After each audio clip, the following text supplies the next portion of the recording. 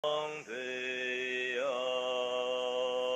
刚天给北苏根宗可巴罗桑扎贝夏拉索的般若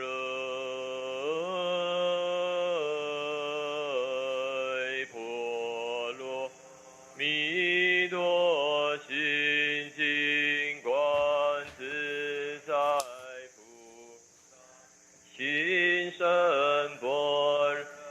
波罗蜜多时照见五蕴皆空度一切苦舍利子舍不异空空不异色舍即是空空即是受想行识亦复如是舍利子是诸法空不生不灭不垢不净不增不减是故空中无色无受想行无眼耳鼻舌身意无色声香味触法无眼界乃至无意识无明亦无明尽乃至无老死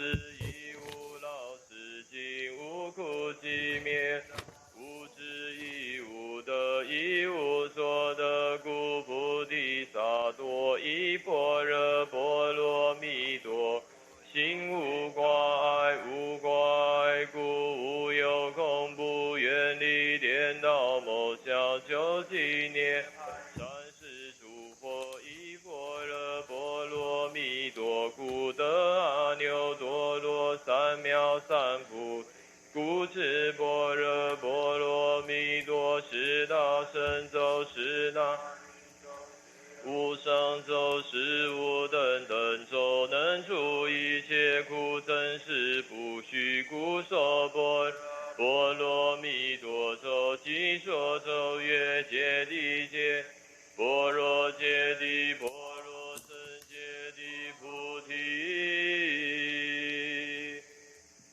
萨婆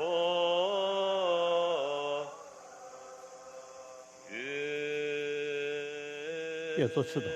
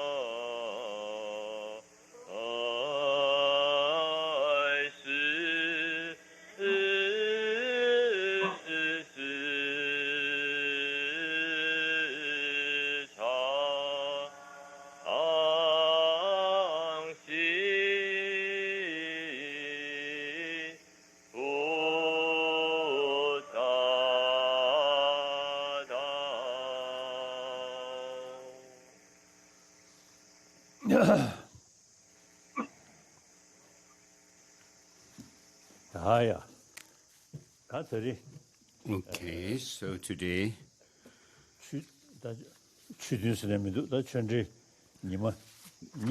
this is the second day of our teaching discourse.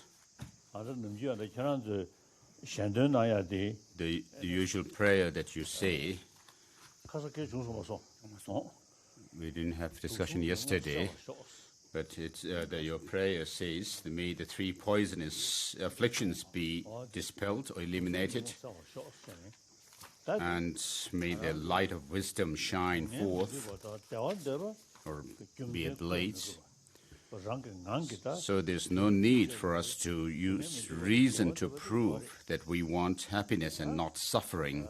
So even down to the animals, everyone wants happiness. According to Buddhism, the root of our suffering are twofold: that of the self-cherishing attitude and the grasping or clinging at true independent existence in things and beings. And so these are the causes of our suffering: the attachment, hatred, and ignorance or confusion. So we call these three the three poisons, the mental afflictions, the three poisons.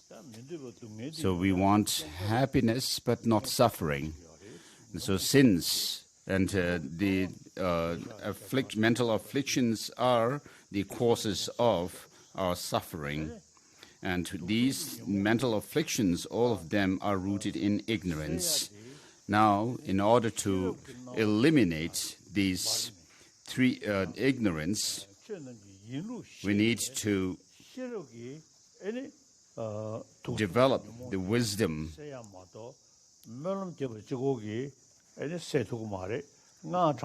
So it will not be eliminated through our prayers and mantras, but through the meditation on this selflessness. And so by making this the wisdom ablaze, the wisdom of selflessness ablaze, we can eliminate this grasping at self. And then next line, the third line refers to bodhicitta, which says, may I engage in bodhisattva practices. And this prayer is quite comprehensive prayer.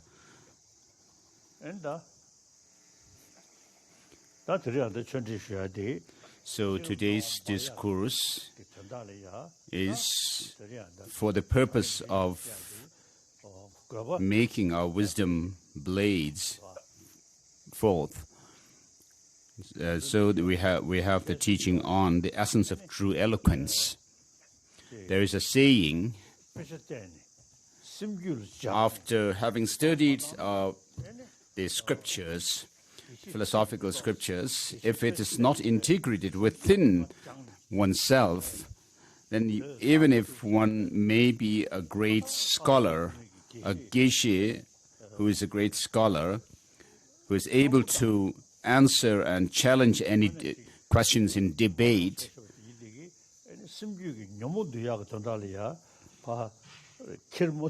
but if he or she is not able to use the knowledge that they have learned through debate and all the different procedures of learning the philosophical texts, then it doesn't serve that purpose. Then the Tibetan saying is that the flowery knowledge of the geshes don't bear any fruit. As Tushik Rinpoche used to joke with me, he was a great master. He went to Lhasa and he had the intention to receive teachings on Lamrim, the stages of the path to enlightenment. And so in Tagukani in Lhasa, he received teachings from a geshe. So he would tease me at times about this saying.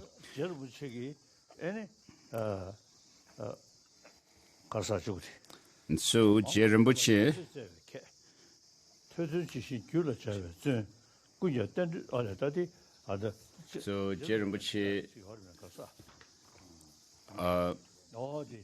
Je Rinpoche says in his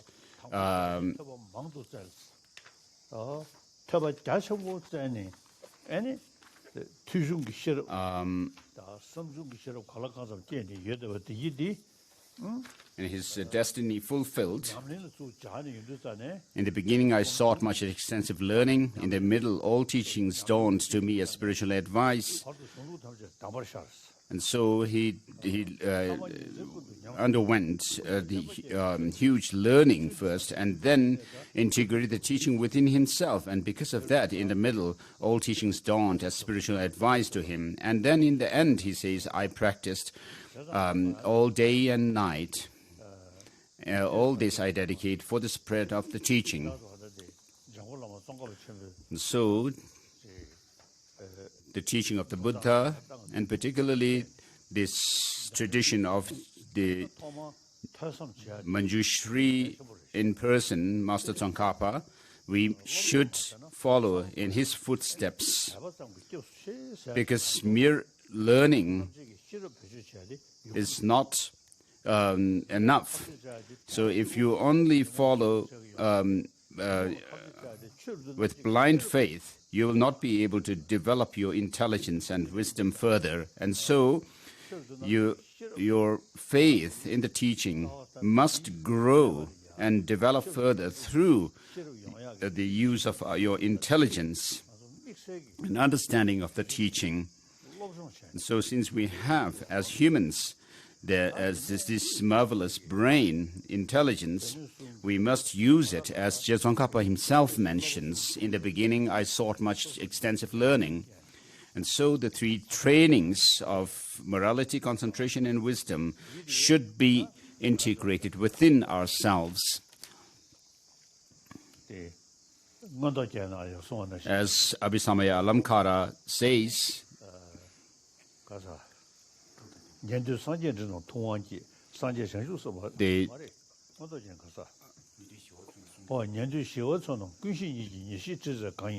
so the Shravakas and Pratyeka Buddhas are led to their goal of Arahatship through the understanding of the basis, and then the Bodhisattvas are able to serve or fulfill their goal to help others through what is known as the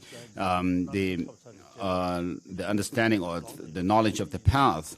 And then the Buddhas are able to give teachings, varieties of teachings in accordance with the mental dispositions of the disciples or sentient beings.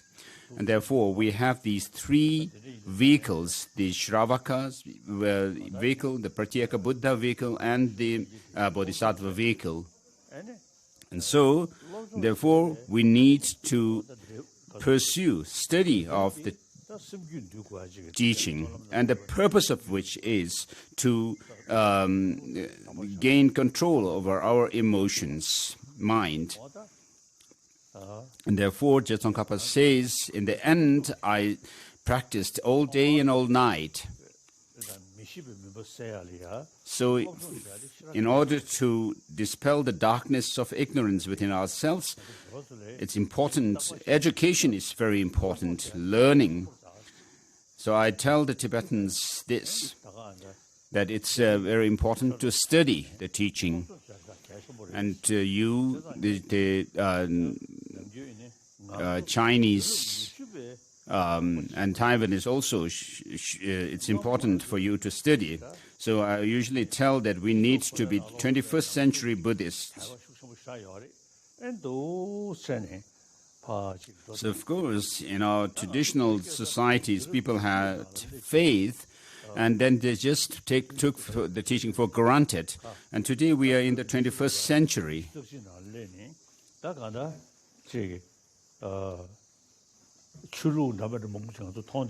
And we have access to all different kinds of religious traditions, unlike when we were in Tibet. And then there is modern science, which has also advanced, mainly focusing on the external material development.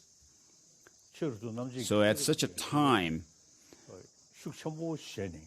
we need to use this intelligence which is able to discern what is right from wrong.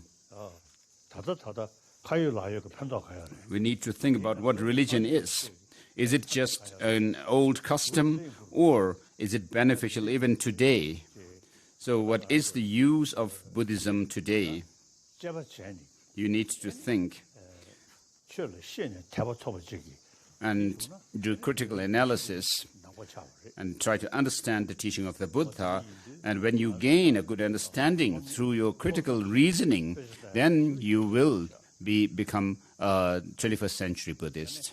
And so, therefore, education or learning is very important. As I said yesterday, I memorized Madhyamaka entering the middle way, and the ornament for clear realization when I was a child.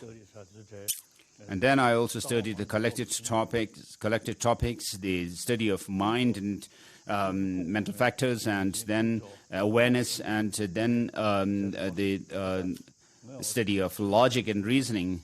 So for these, I studied on the basis of Purpuchok's texts. In those days, I didn't really have any much interest in learning. But as I grew up and gained more and more experience, I've found that what I studied in those days are proving very beneficial today. And Madhyamaka philosophy or philosophical view is very important, and Madhyamaka Avatara is very precious, therefore. And therefore, in the middle, all teachings dawn upon me as spiritual advice, and in the end, I practice all day and all night. And why do we do study and practice of the teaching? Is to serve the Dharma and sentient beings.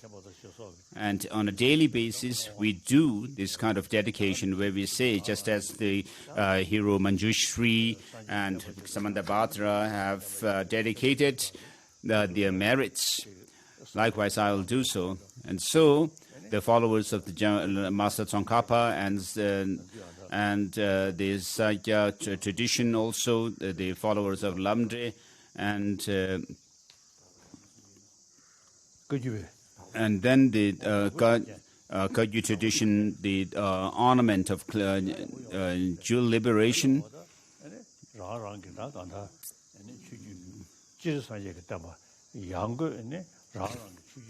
the precious liberation, and so forth. So each of these traditions can also make, followers of these traditions can make their prayers for the spread and flourishing of the Dharma, for the benefit of sentient beings as well. So we'll go through the essence of true eloquence.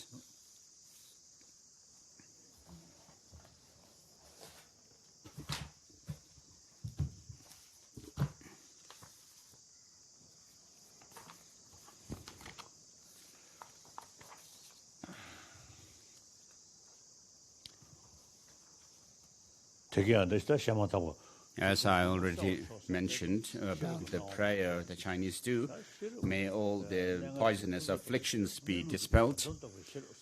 So, and then may the wisdom be ablaze. So, with regard to wisdom, there are those of the wisdom which pertain to the 5 sciences of learning, and then the wisdom of the ultimate reality. And so this text that we are going to go through establishes the view of emptiness. So in the beginning of the teaching of the Buddha himself did teach the very coarse level of selflessness.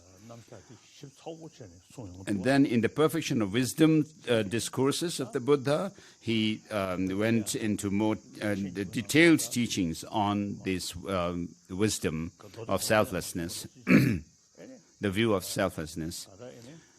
And as it is mentioned in this elucidation of the intention,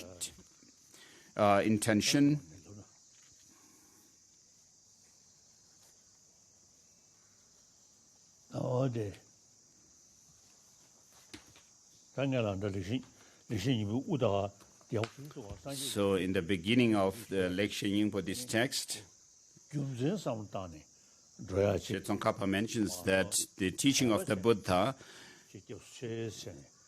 should be based on reasoning. So we need to follow the teaching on the basis of reasoning and not just faith. And so this shows the emphasis on the critical analysis of the teaching of the Buddha, and therefore the study of logic and reasoning epistemology becomes very important.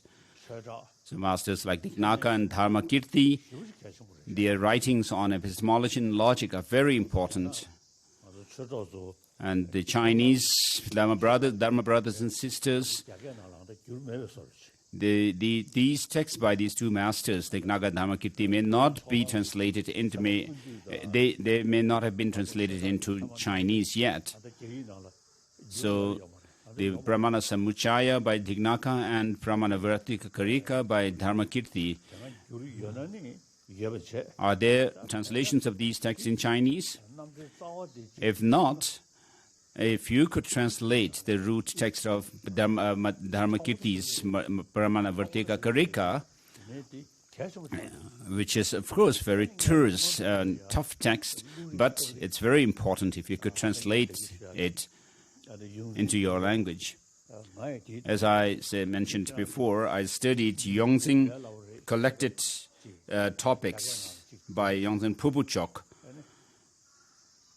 So if you could also translate this text, which goes through the small, intermediate, and the great collected topics, and then also the study of mind, logic, and mind and awareness, and also study of logic or reasoning.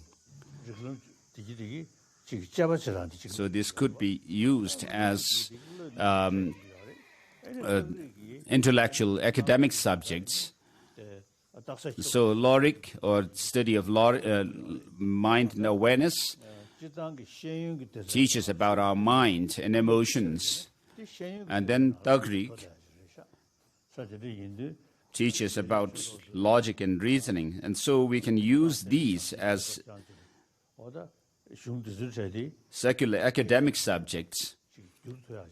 So if you could, the Bliss and Wisdom organization could do more about translating these texts and studying them, not only doing prayers and recitations as practitioners. So by studying these texts, it has the significance. The studying these texts has the significance of developing your critical faculty to check into what is right and wrong.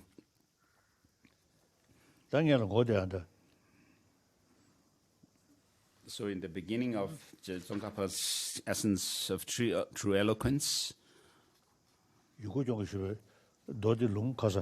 it mentions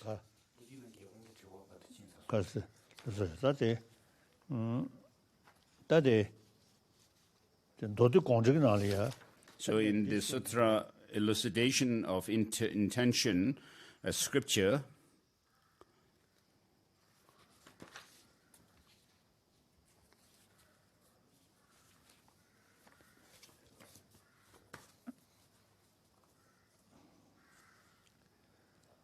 so in accordance with the mental dispositions of those to be tamed, the disciples, So accordingly, the Buddha gave different teachings. This text mentions. So what are those teachings that were given for the purpose of different disciples, and what are those things which we need to practice?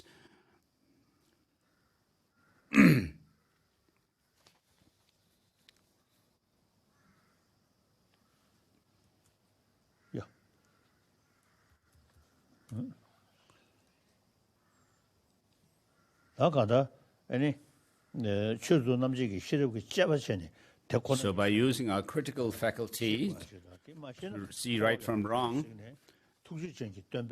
without which we will not be able to be liberated.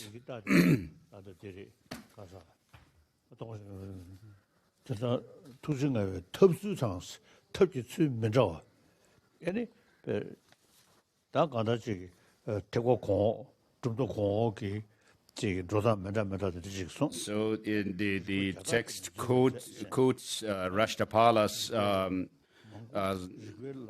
question of Rashtapala, where it mentions that the Buddha used various reasons and techniques to lead beings to liberation. And therefore, Masters the Sangha and Nagarjuna explained these teachings of the Buddha.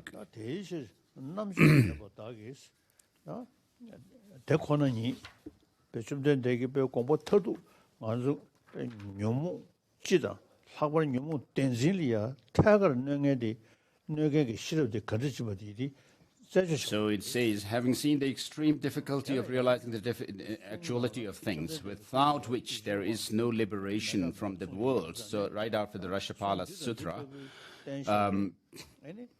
the world's compassion, the compassionate teacher introduced the living beings to this realization through the many doors of reasoning and technical procedures. Thus, the discriminating should exert themselves in the techniques for realizing thatness.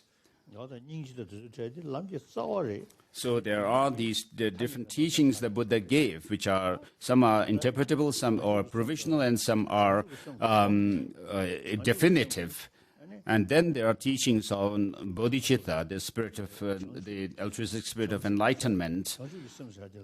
And with regards to this word bodhicitta, there are two parts to it in the Buddhist Bodhisattva practice. One is wisdom, and the other is compassion. Compassion observes sentient beings, focuses on sentient beings, and the wisdom focuses on enlightenment.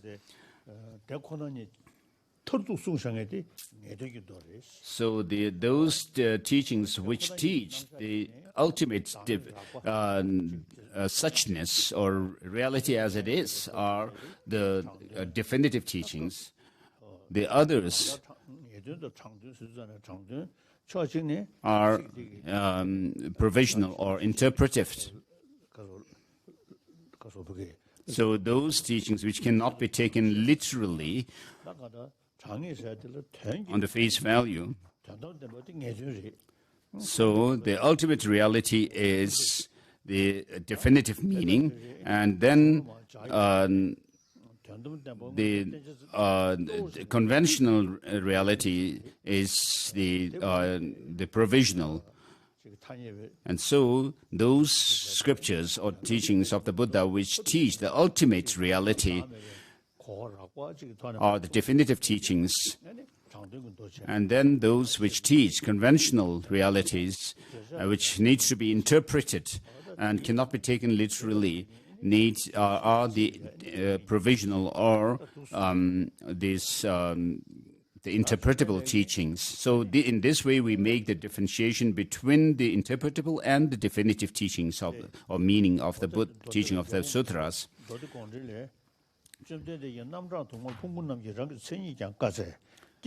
So it goes through.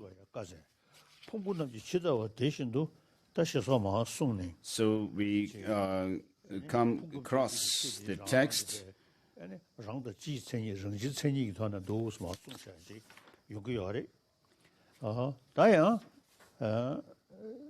So the Lord proclaims right under the chapter 1, inquiry to resolve contradictions. The Lord proclaims in many discourses in the intrinsic identity of aggregates, their characteristics of production and destruction, their abandonment and full understanding. As with the aggregates, so does he proclaim the 12 media, the dependent origination, the 4 foods. Thus does he proclaim the intrinsic identity, the thorough knowledge, the abandonment, the realization, the meditations on the 4 noble truths, the intrinsic identity, variety, plurality, and so forth. So in the question, the Paramartha Samudgata asked that the Buddha in some teachings taught that things have essential identity, whereas in others he says they do not have any essential identity. So he asked, why did the Buddha give these different teachings? So it doesn't matter. So we'll have more question and answer session later. So not only the prepared questions, but also we'll have more extra questions. So if you have doubts, it'll help to dispel those doubts. If you ask your questions, this is my what I want to do. So the essence here is that in the first turning of the wheel of the Dharma, the Buddha taught as if things have their own self-characteristics. Whereas in his teaching at the Vulture Peak, the teachings on the perfection of wisdom and so forth, the Buddha taught that everything from form to the omniscient mind, everything is devoid of any intrinsic identity. And then the teachings in the perfection of wisdom were which were not so accessible or understandable to some disciples. Then he gave the third turning. He turned the third Dharma wheel in Vaishali. And so in that, he taught the three, what are known as the 3 natures, so the 3 natures are the imputed, the dependent, and the perfect nature. And so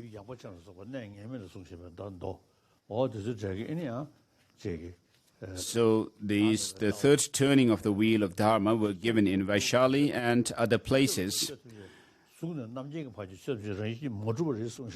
So whereas it was taught in the perfection of wisdom teachings that everything from form to omniscient state of Buddha are without any essential core, which was not comprehensible to some disciples, and therefore the Buddha made a distinction in the elucidation of the Intention Sutra, that he taught these with the 3 natures in mind.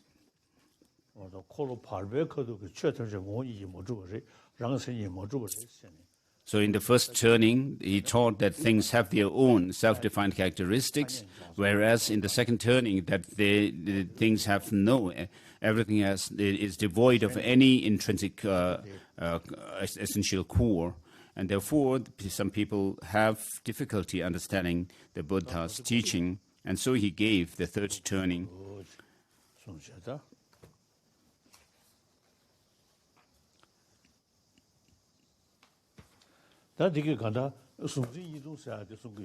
So this sutra unraveling the thought or the elucidation of the intentions teaches the non-duality of subject and object. So quantum physics also touches on this point.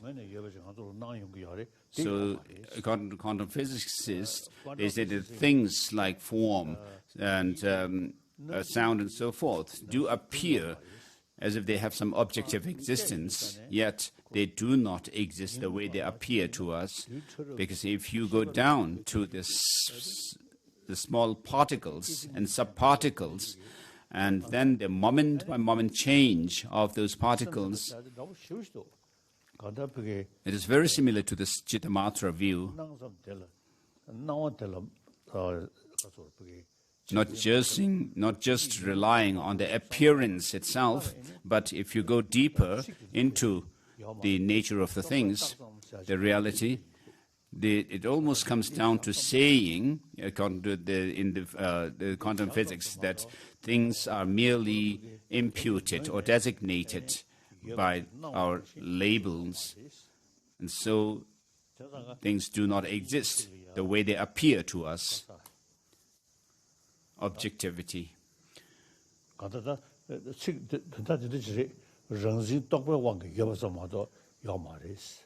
So things exist by through our conceptions, which conceive them.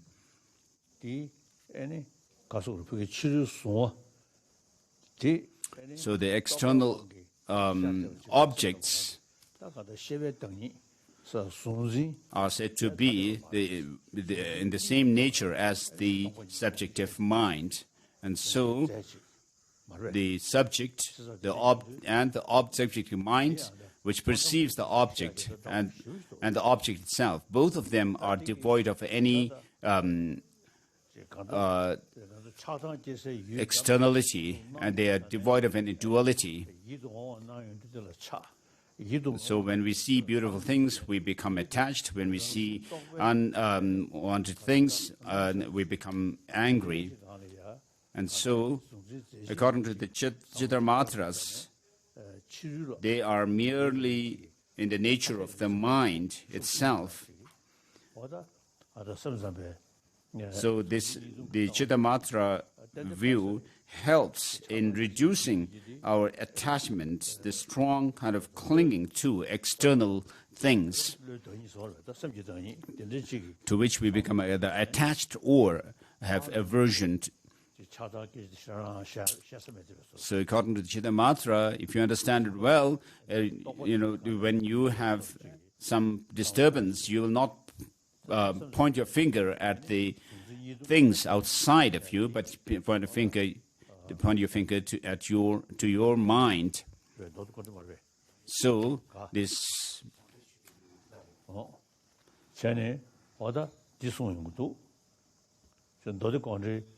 So in the this elucidation of the Intention Sutra teaches that. And then the questions of Maitreya, Sutra requested by Maitreya and so forth, teaches the Vipassana. So elucidation of the Intention Sutra scripture has 10 chapters.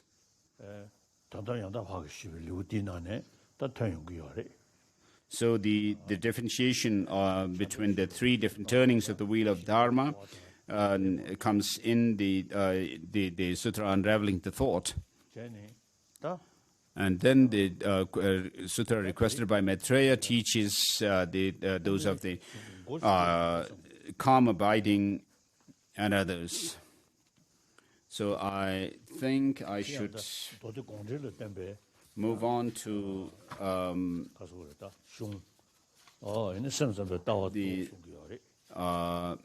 Madhyamaka section, which is interpreting the section interpreting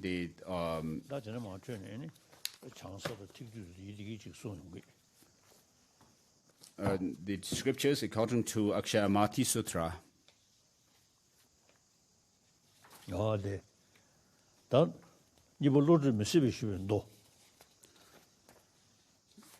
So discriminating or differentiating the sutras between interpretable and the definitive, according to Akshayamati Sutra.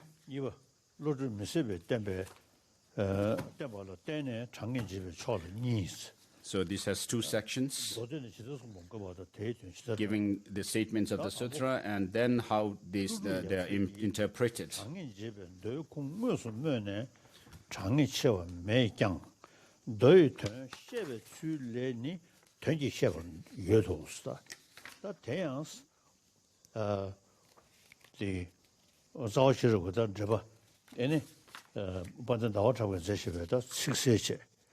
So Master Chandrakirti's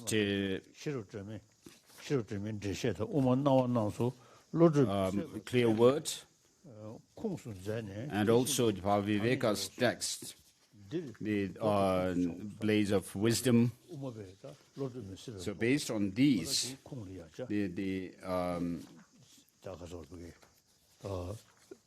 the interpretations according to the Madhyamaka philosophy is done.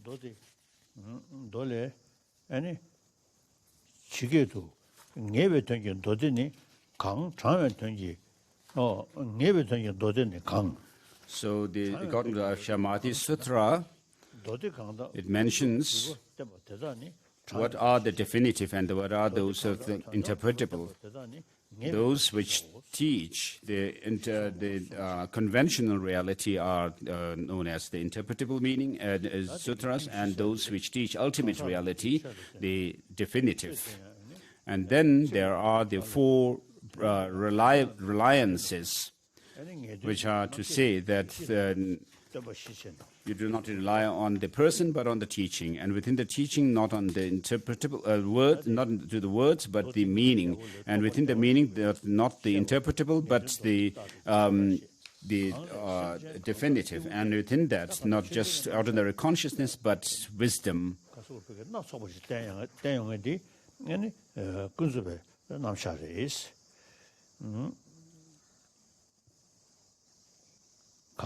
심지어 강사 기부대 최선을 참여통도 시스. 다전에 뭐 디샴도 우만나와래 네베ton이 강라 자셔나 참아도 잡아도 돈도 오도 전에 셔봐 강이 못돼. 야. 전에 대래 로시도 현재 강도양 장원 민입이 시로 시송디 지들 때마다 이제 돈 예매를 장에서 제나 참아도 제베 초장 대매 줘버 So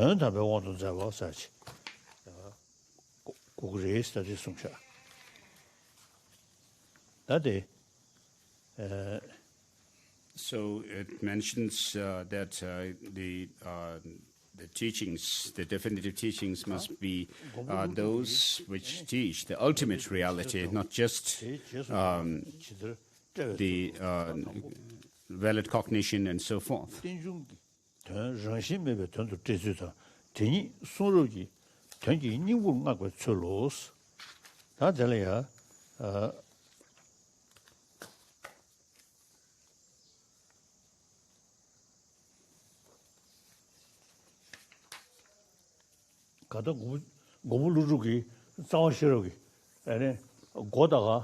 So in Master Nagarjuna's Mula Madhyamaka Karika, he makes this praise to the Buddha, salutation to the Buddha on the basis of teaching of the dependent origination, devoid of the 8 extremes.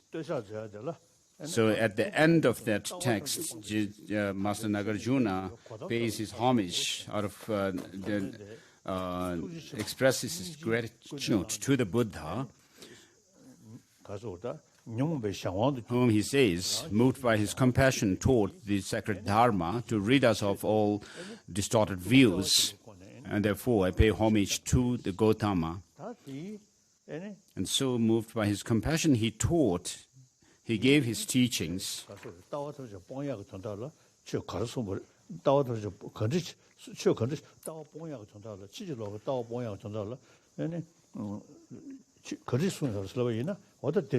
So, in order to rid us of all distorted views, what the Buddha has taught are of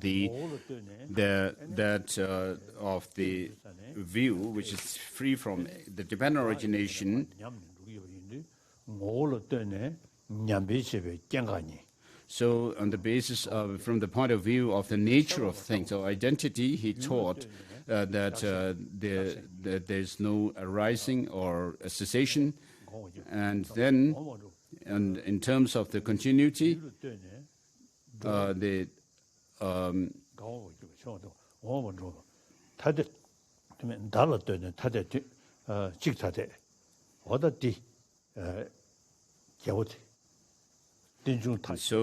in terms of the objects, he taught that things have no coming and going, and in terms of the continuity, here there's no annihilation and permanence, and then in terms of the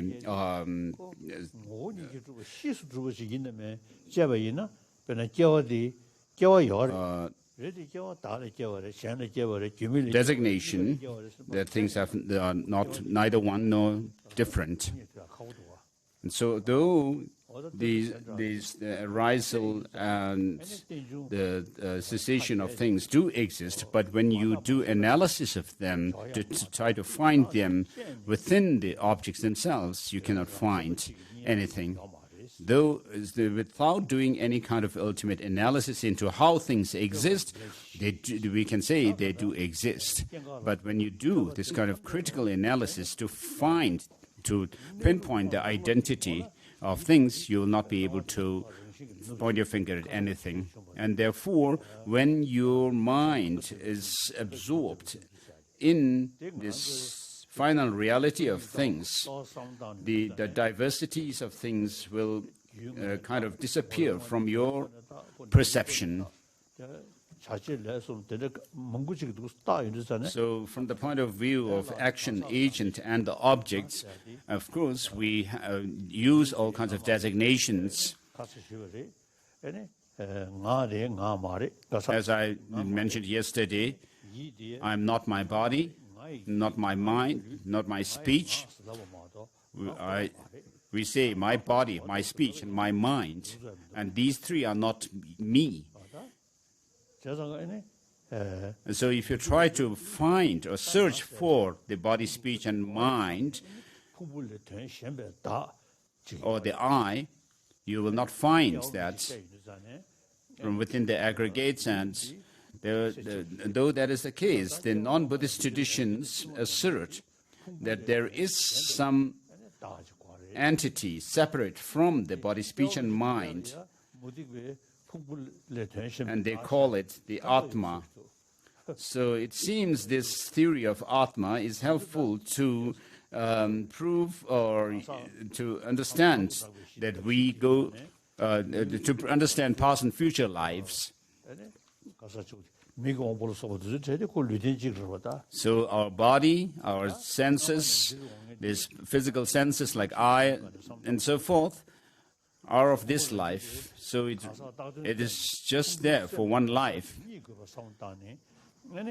And therefore, the philosophical schools like the Savatantrika Madhyamakas point to the I, because it goes from one life to the next. They point to the consciousness, the mental consciousness, as the identity of a person that goes from life to life. Whereas according to the Prasangikas, nothing whatever, arisal, cessation, and so forth, can be found when we critically search for their identity. And Master Chandrakirti's Madhyamaka Avatara says that nothing whatever, the forest and the pots, and those of the definiendum and so forth, cannot be found when we put them under the test of the critical reasoning, of the sevenfold reasoning.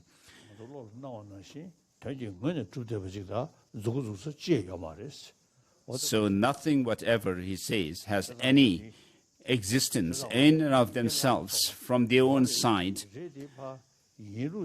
though birth, cessation, and so forth do exist. And so, in the salutation verse of Mula Madhyamaka Karika, he says,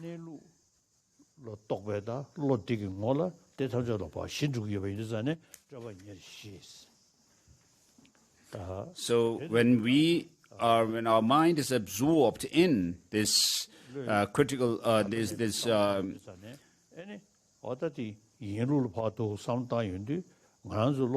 the final reality of things, nothing whatever would be seen as having any arisal, cessation, and so forth. Yet,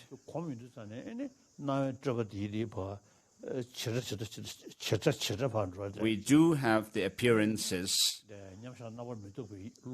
but we don't do any kind of analysis. And so, through our critical analysis into the nature of things, what we will see is that things have no intrinsic, essential core in and of themselves. And then when we develop this understanding further and further, we will gain deeper insight. And in Madhyamaka Avatara, it says, towards the end of the sixth chapter,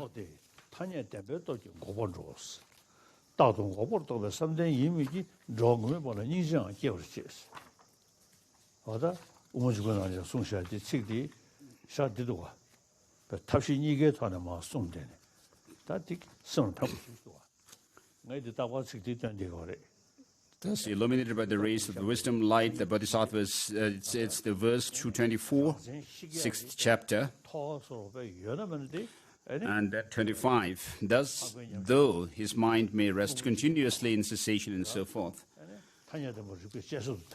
So when we do analysis into the nature of things, what we reject is any intrinsic essential core in things and beings. And so in verses 34, 35, 36, there are those of the rejections of intrinsic existence, because there would be the logical absurdities, four logical absurdities that you would have to face, which are that an Arya being's meditative equipoise mind would be destroyer of the real entities.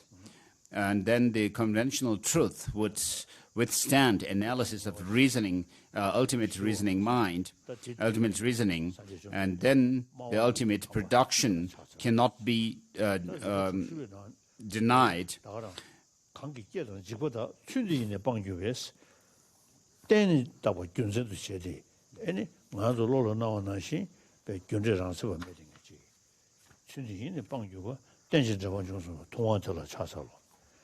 강계 동도 땡중당 우메람도 된지고 송주 추고메바 예산에서 차차로스 삼지미 기부 되발래자 강계 뭐고 땡중남 뭐메바 니도송 이시 냠미 삼미죠 빼면서 차차로스 가서마시 주사를 어다 대야다 가서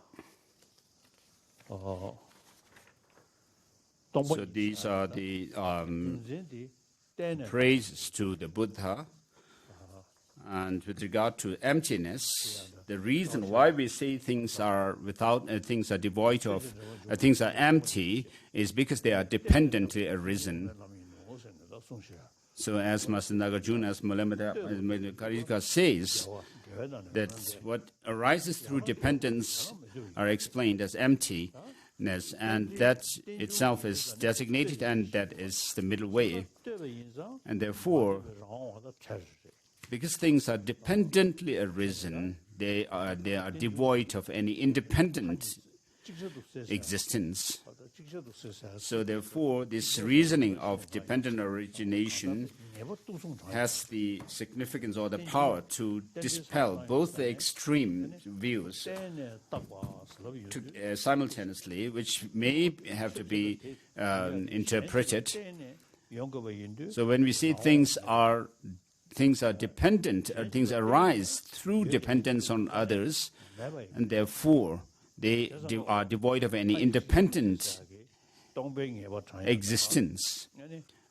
Because things are not without any dependence, therefore they do exist. And so both these understandings of the lack of independent existence and that things are dependent can be understood. So when we understand things are dependently originated, we understand that they are empty of any intrinsic existence. And when we say things are intrinsically empty or devoid of any intrinsic existence, we understand that then this brings the understanding of dependence. So we'll stop here for today.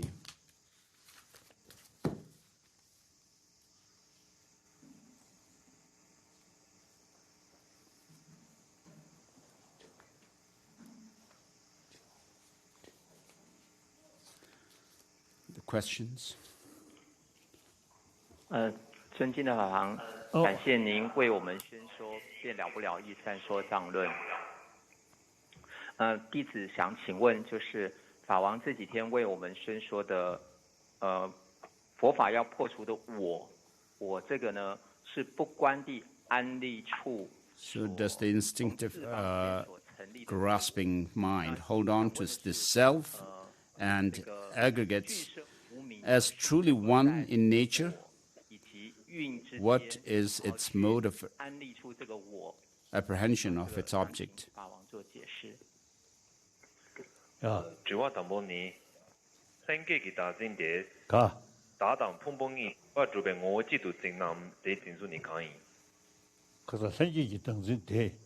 Does the instinctive self-grasping mind hold on to the self and aggregates as truly one in nature or essence? What is its modes of apprehension of its object?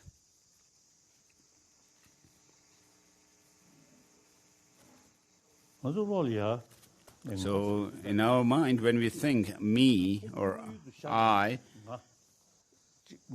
we first have the perception of the body or the aggregates, and then on the basis of that, there is a sense of an I. And so I don't know if this sense of I holds on to the aggregates, but the sense of I arises on the basis of aggregates. And therefore, because that is the case, there's some philosophical schools that say that the I or the self must be found from amongst the aggregates. And so the Chittamatras point to Alaya Vijnana, the foundational consciousness.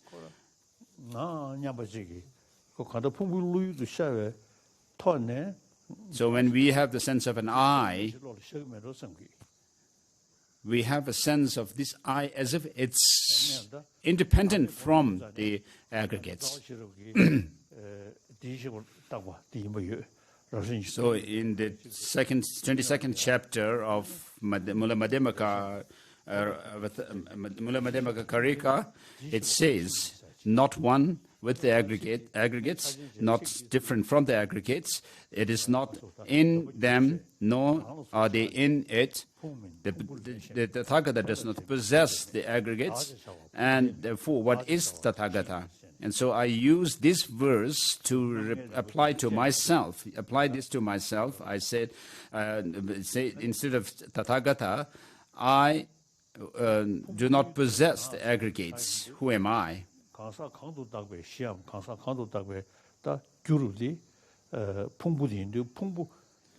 So since the aggregates are the basis of a designation of a person,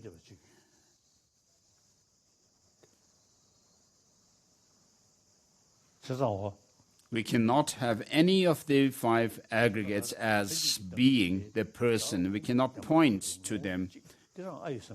So I don't think this innate grasping at a self holds on to the aggregates.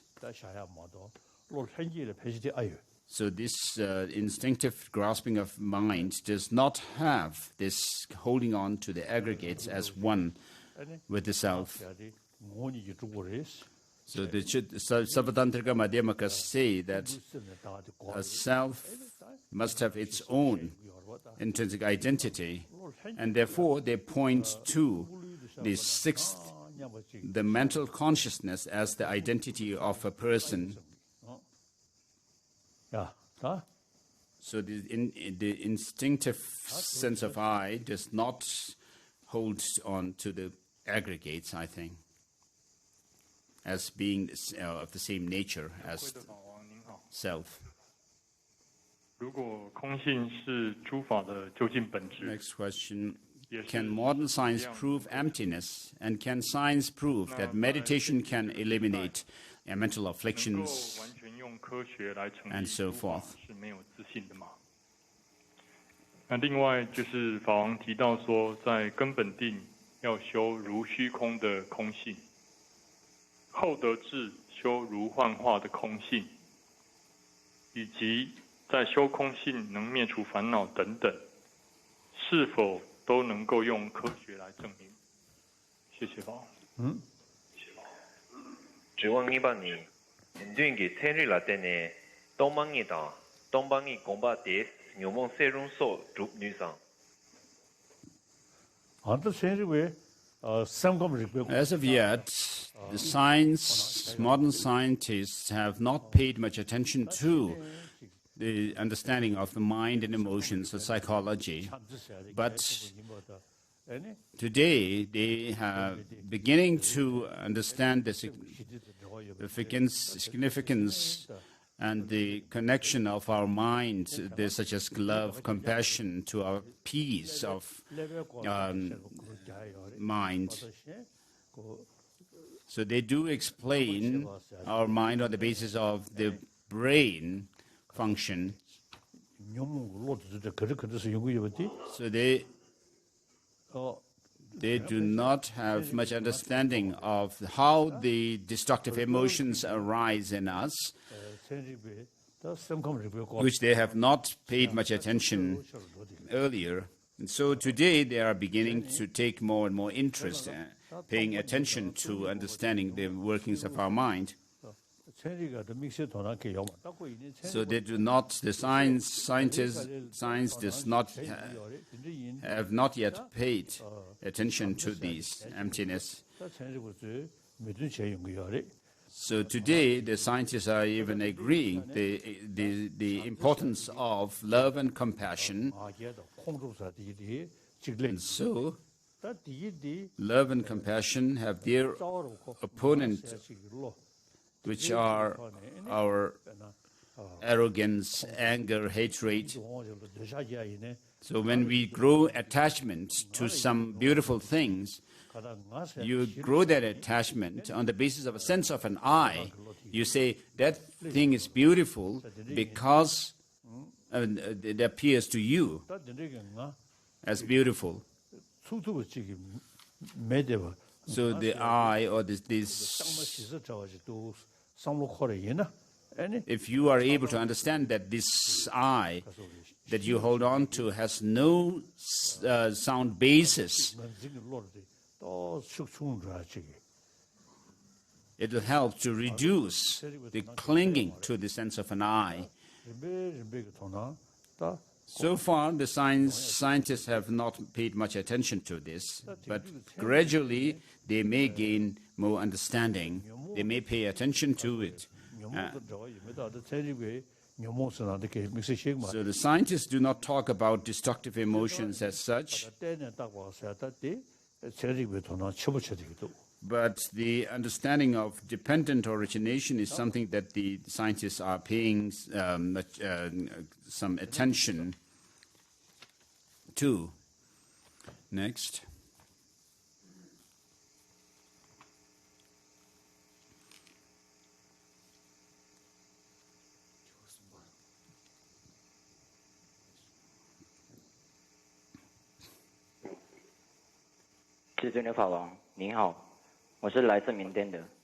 I come from Myanmar.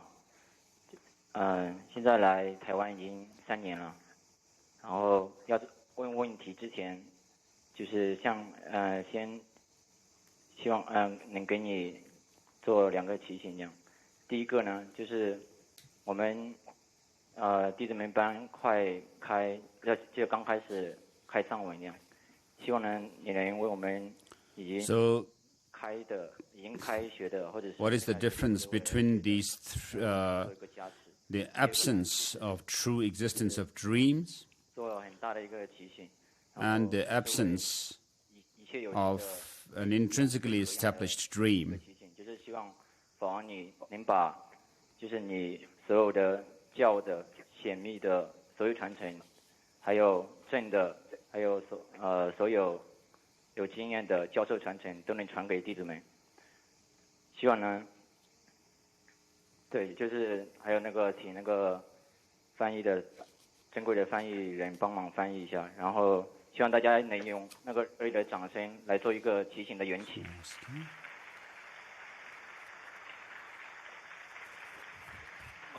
然后就是 He comes from Burma. 就是我一直要问的问题就是就是在《金刚经》里面说到说一切有为法，如梦幻泡影，如露亦如电，应作如是观。请问观察诸法如梦等时，梦本身也是无自性的。请问观察诸法如梦的无地时，与梦的无自性的差别在哪里？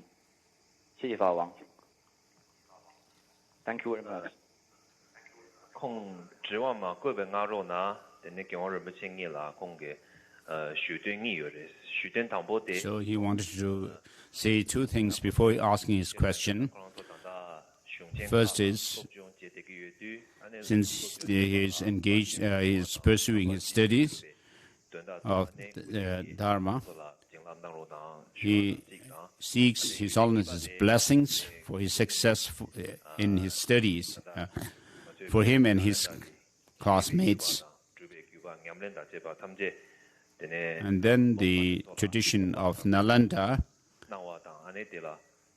both the study and pursuit of study and meditation practice,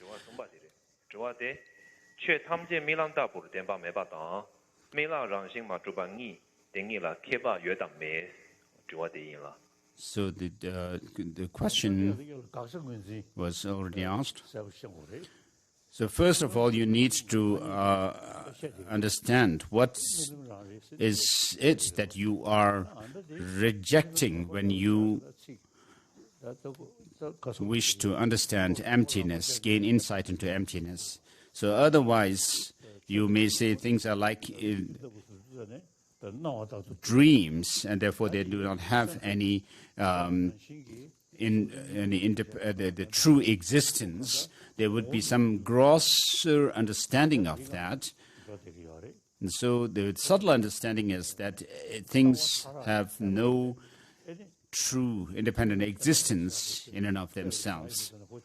And so the analogy of dream is used in different schools. So according to the different schools' understanding of what their view of selflessness is, the analogy of dream would make different sense.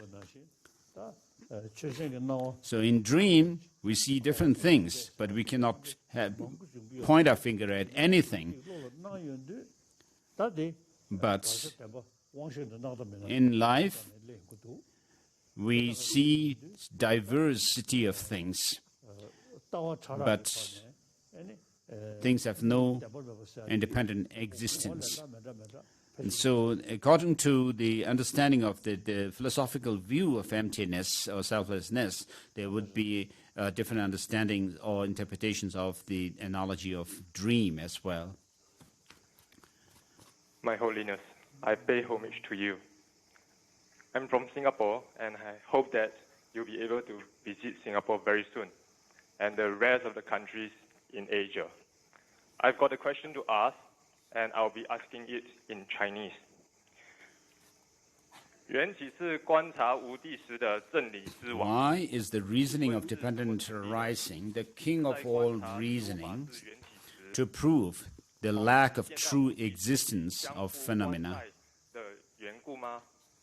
如果不能同时的话，别于其他如离地时的意义，有何差别 ？Thank you, My Holiness. 哦，只我是把你等这个日把的等把的没把准备日备脚步因被纠正你讲一呢。我的对，俺的So regarding this, when we study the perfection of wisdom scriptures,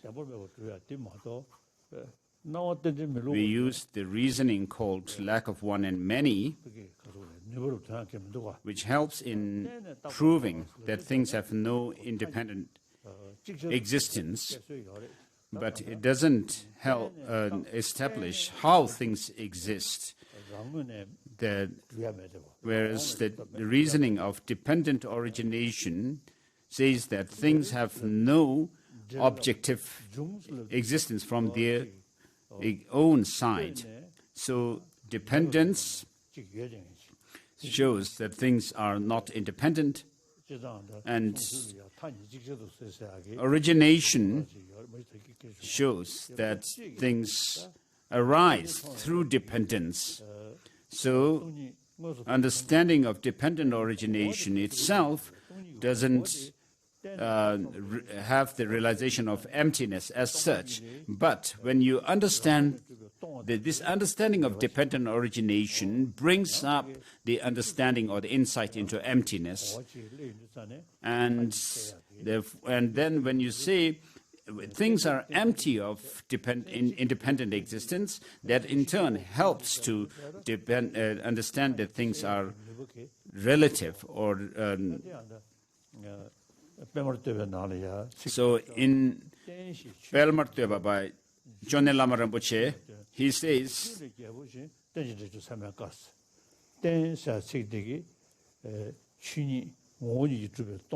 so then dependence shows does not deny or reject that of the reality of emptiness, and Jung, which means arising, also conforms to the worldly convention. And therefore, the teaching on dependent origination, which is an authoritative teaching word of the Buddha, and so the understanding of both dependence and emptiness is brought about by this understanding of dependent origination with equal force. So I reflected on emptiness for over 60 years now, and with regard to bodhicitta, over 50 years. And so having reflected and meditated and thought about emptiness for 60-something years, I have found that my understanding has grown over the years, stronger and stronger. So what I pride in is when I reported my experience of emptiness to my late senior tutor, Yongzin Ling Rinpoche, he became very pleased and told me, oh, before long you will become a space yogi, a yogi of space.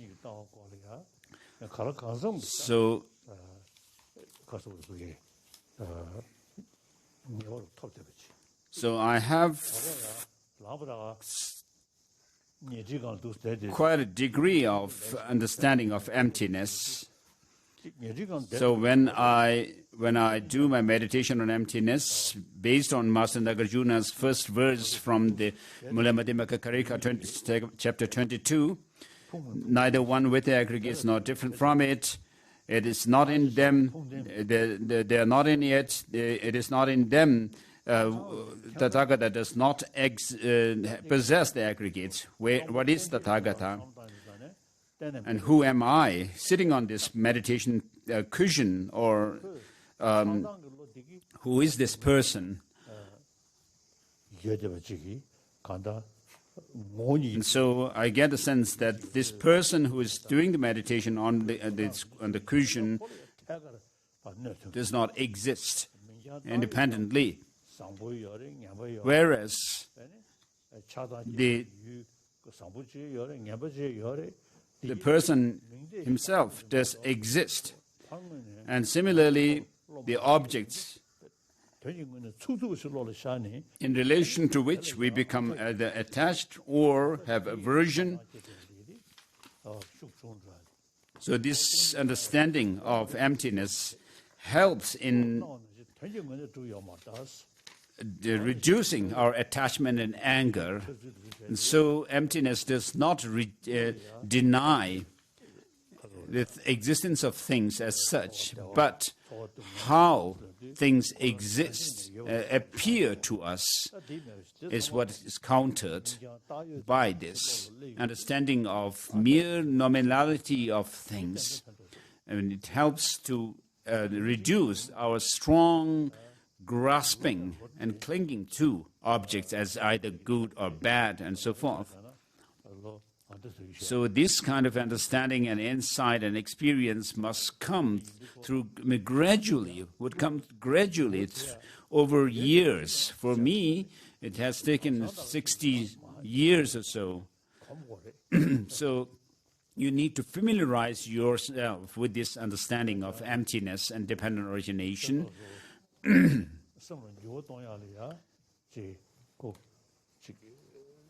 So my Dharma brothers and sisters should use your critical faculty to see the reality of things. So if you familiarize your mind with the emptiness and dependent origination and so forth, you'll see this attachment, anger, and so forth. These destructive emotions do not have any sound basis and do not have any support or basis on the logic and reason, whereas the mere luminous nature of the mind, which is taught in Mahayana Uttara Tantra, is very significant. It says the Buddha's body radiates everywhere, and the emptiness nature of the mind of the Buddha and sentient beings are not undifferentiated. And then the sentient beings have the potential for Buddhahood. Therefore, the sentient beings are and do possess that Buddha nature. So what this shows is that we can become enlightened because the afflictions that are in our mind, the defilements, they are adventitious, whereas the basic luminous or the clear light nature of the mind itself does not need to be cultivated as such. It is there within us, and therefore since the defilements are temporary and the qualities can be developed and cultivated in us because of this luminous nature of the mind, which is there already, it shows the possibility to attain that of the omniscient or the omniscient state. And then all these destructive emotions, the mental afflictions arise as long as we have the three visions of whitish appearance, reddish increase, blackish near attainment. Once they cease, then there won't be any mental afflictions arising. And so the 80 conceptions stop. In the dissolution process that we go through, then we go through the dissolution of the whitish appearance and so forth, and then we come to the experience of the actual clear light. And so when we study about these things, you'll be able to understand that are taught in Tantra. Also, we understand that the qualities are innate. As Mahayana Uttara Tantra says, the defilements are temporary, adventitious, and qualities are innate. We'll understand it better.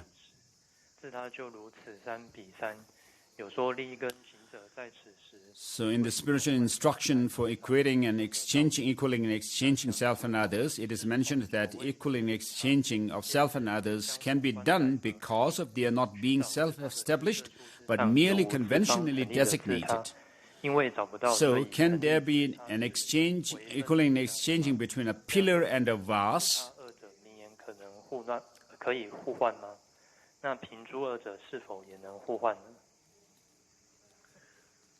주왕아바네 다생염제기 당대 다당 생이보 랑을 마주지 민대 샤삼기 이메나 다생 제룽도 송 대다로에나 가와당 본방이보장 대당 춘배 댕이양 펜송도 제룽암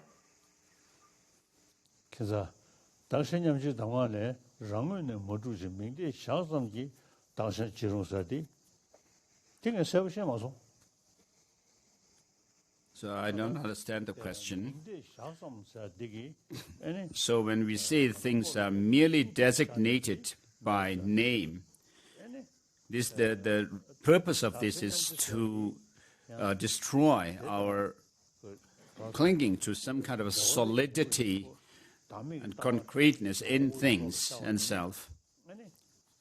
So when you have a good understanding of what is meant by I or others, self and others, through the understanding of the view of emptiness, it will help to reduce clinging to. So that doesn't have much relation to the exchanging self and others.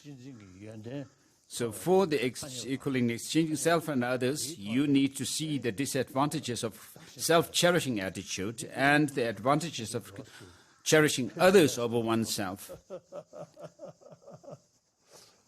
So there is no point, there is no way a pillar and a pot can have exchange and equaling between themselves. 顶礼法王，您这2天一直强调，于是色素上去寻找诸法存在呢，从境上呢，是完全找不到，以自己的力量形成自己的属性以及作用。So these are extra questions now. 那么分别心安立诸法跟安立它的作用，是没有分别心安立就没有作用吗？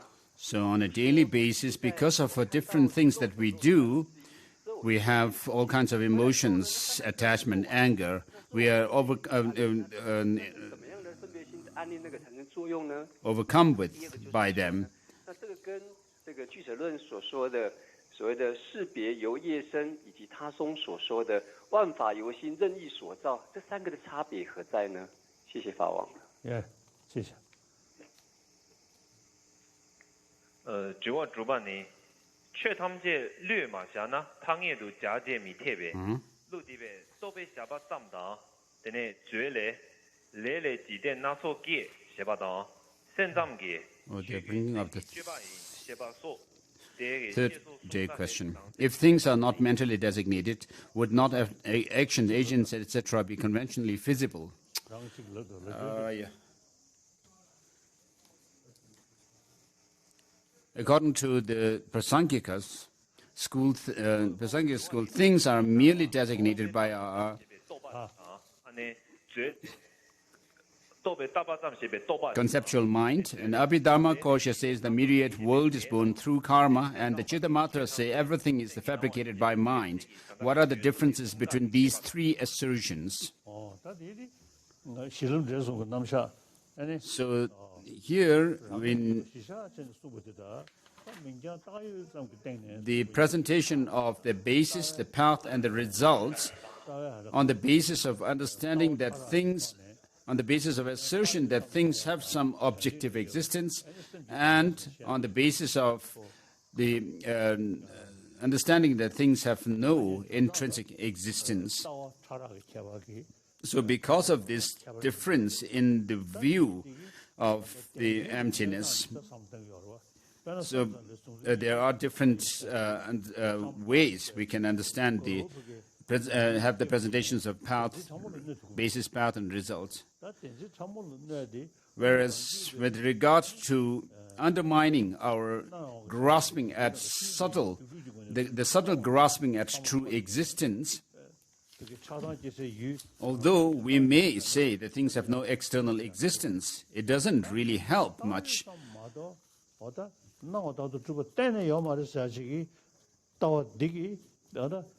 Whereas when we are able to say that things are merely designated by name, it helps to counter this subtle defilement or the grasping at true existence. So we need to understand that better in greater detail, because all these emotions, negative emotions, destructive emotions, arise through what is known as the identity view, the view of transitory collection or identity view, as Master Madhyamaka Avatara says. So because we hold on to some kind of absolute good or absolute bad in things and beings, we have attachment, anger, hatred, and so forth. So when you see that things have no absolute existence and whatever, then you will not have that kind of a grasping at true existence. Although good and bad and so forth do exist, we are not denying these, but we have this sense of a good which is absolute, bad which is absolute, and so forth. So when you have some familiarity with the view of emptiness and study the Madhyamaka texts well, and also Master Tsongkapa's the insight sections of Great Lamrim Chemo and the Intermediate Lamrim, and then the commentaries on Mula Madhyamaka Karika and Madhyamaka Avatara, I mean, you will have very clear understanding of what is meant by mere designation, that things are merely designated. It is not enough just to have the text, but you need to read them, study them, and also try your best to gain some experience of this in your daily life. So if things are not mentally designated, would not actions, agents, etc. be conventionally feasible?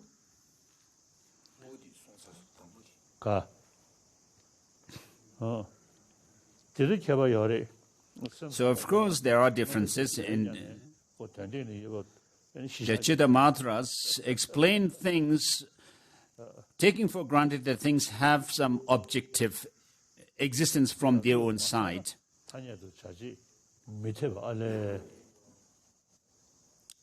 So if things were not mentally designated, so conventionally actions, agents, and so forth are there. We do not need to designate as such. So now on the basis of this designation, now on the basis of this conventional reality, we have attachment, anger, and so forth when we see beautiful or So Mula Madhyamaka says the three poisons arise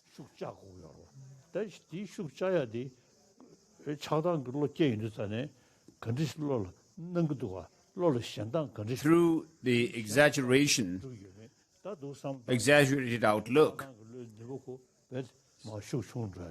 So when we understand how attachment, anger, hatred, and so forth arise due to this exaggerated outlook on things, having absolute beauty or ugliness and so forth, and then you'll be able to reduce these attachment, anger, and so forth accordingly. So is that all?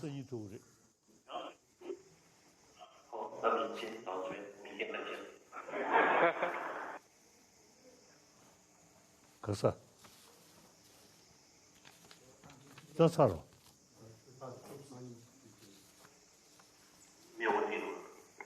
喂，顶礼尊贵的法王，弟子这边还有问题，就是想要请教法王说，平常我们都因为工作还有事情忙碌，所以心经常为烦恼所自在。那如果在很忙碌的状况之下，有没有在短时间内，譬如说10分钟内，能够让心平静的方法？谢谢法王。Thank you。谢谢。这件。哦。So this is the last question.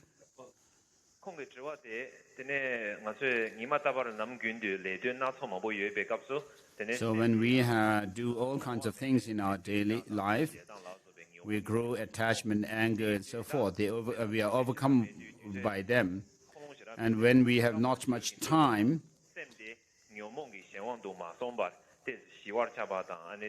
so what is the method to reduce our attachment, anger, and these destructive emotions within 10 minutes when we have some time? So what disturbs our mind are those of negative emotions, the mental afflictions, attachment, anger, hatred. And so these also in turn happens because of our self-grasp or clinging to oneself. And so for that self-cherishing attitude to counter it, we need to cultivate cherishing others over oneself. And so for that, you need to study Shantideva's Bodhisattvacharya Avatara and then apply the teaching. And then, on the other hand, we grow anger, hatred, and so forth, attachment and so forth, because of this misperception of reality, that things have some independent existence.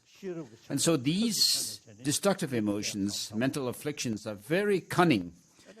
And therefore, we need to counter them through familiarity with the view of emptiness. And when we grow in our experience, we will be able to maintain our peace of mind. And so here, familiarity, acquaintance, habituation with these are very important. So regarding the term meditation, in some translation we find that there are two Tibetan words. One is transitive and the other is intransitive. In any case, what this word means, meditation or bhavana, also means is that you familiarize yourself with the point of your meditation. In the beginning, you'll have difficulty. It is like going through the school system. In the beginning, you have difficulty learning the letters, but through acquaintance, you are able to learn them. And then at some point, you learn easily. And so similarly, it is with the case of our mind, that if you familiarize yourself, get habituated in the view of emptiness and so forth, they will become easier. So in Chandrakirti Dorji's recognizing the mother, which is a song of the emptiness or view, if you are not able to hit home to the point, this mother may run away, he says.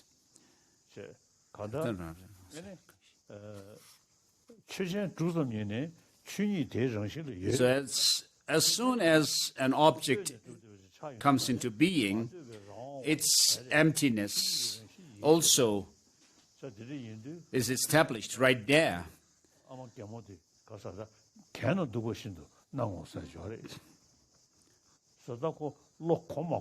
So it's a matter of familiarity with the view of emptiness. So when you hear for the first, when you first hear that things are merely designated, it may be alarming for you. But when you acquaint your mind why things are merely designated and you understand it better, then it'll make better sense.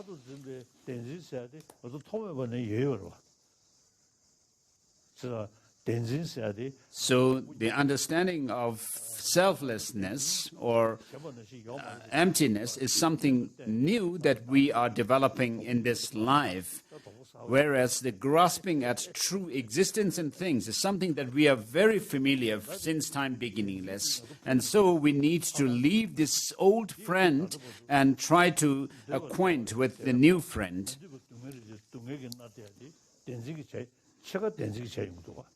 So this grasping at true existence in things itself is, on the one hand, causing our unwanted suffering, and then on the other hand, the other half of the cause of suffering is this self-cherishing attitude. So these two have ruined us so far, and therefore, thanks to the Buddha Shakyamuni and masters like Nagarjuna and particularly Chandrakirti, we are able to open our eyes to how things do not have any self-existing, independent existence and so forth. So these will not go away merely through prayer. You need to familiarize yourself.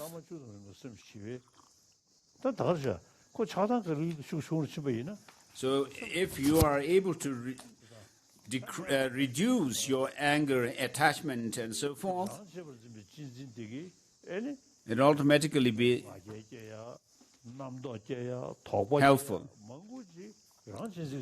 So our different preconceptions, suspicion, doubts, and so forth in relation to others is because of our self-cherishing attitude and also those of the self-grasping. So for that, to counter these, you could study this 6th and 8th chapters to reduce the extreme self-centeredness, self-cherishing attitude. Of course, it's not going to be easy. So, of course, we all cherish ourselves. Even the animals, we can see, the more selfish there are, the more lonely they remain. And in Lama Chepa Guru Puja, it is said that all our misfortunes come from self-cherishing attitude.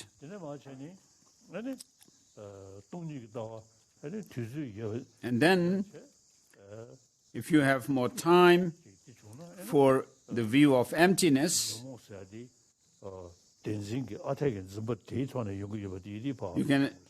you can reflect on how our mental afflictions arise through this grasping and clinging to some independent existence in things. And so when you understand that, then you will be able to use the understanding of emptiness to counter that. And then slowly, gradually, you'll be able to develop your peace of mind. Otherwise, just remaining without doing anything and trying to find some calmness of mind, without much thinking, as if you are in a kind of a daydreaming or sleep, or without any, or in a thoughtlessness state, this may appear, which may appear to be helping, but when you meet with the conditions, you will have these negative thoughts and emotions. Whereas if you are able to understand how these negative emotions, that mental afflictions and so forth arise, what is the process by which they come about or they arise in you, and how to counter them through your understanding of cherishing others over oneself and emptiness and so forth, then you'll have real peace of mind. Otherwise, it will not help. So for me, so it takes time. For me, I'm nearly 86. The degree of peace that is in me has come about through the process of study, reflection, meditation over a long period of time. So not by falling asleep all the time or sleeping all the time. So perseverance is needed. Thanks for your Holiness teaching. We have learned so much today. See you tomorrow and goodbye. 请全场来宾起立恭法王。大家可以相对着法王挥挥手，我们明天再见。